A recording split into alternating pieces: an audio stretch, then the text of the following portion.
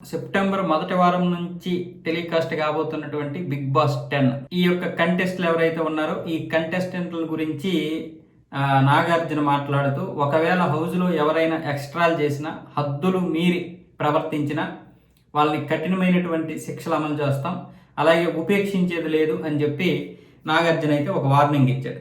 Already promo shoot కూడా అయిపోయింది, promo shoot కూడా వస్తుంది. ఈ నేపథ్యంలో కంటెస్టెంట్లను ఉద్దేశించి ఈయనైతే ఈ వార్నింగ్ ఇచ్చాడు. కానీ వాస్తవం ఏంటంటే జనాలకు తెలియనటువంటి నిజం, బహుశా తెలిసి ఉండొచ్చేమో, వీళ్ళే రెచ్చగొడతారు, వీళ్ళే కంటెంట్ కోసం ఈ విధంగా చేయిస్తారు, మళ్ళీ వీళ్ళే వార్నింగ్లు ఇస్తారు.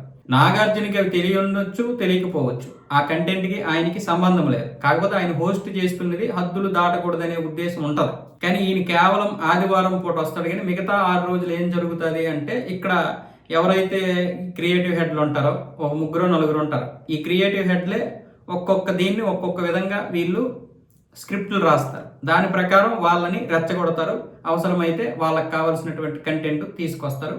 నాగార్జున గారికి ఏదో ఒక విధంగా చెప్పి ఆయన్ని మభ్య పెడతారు.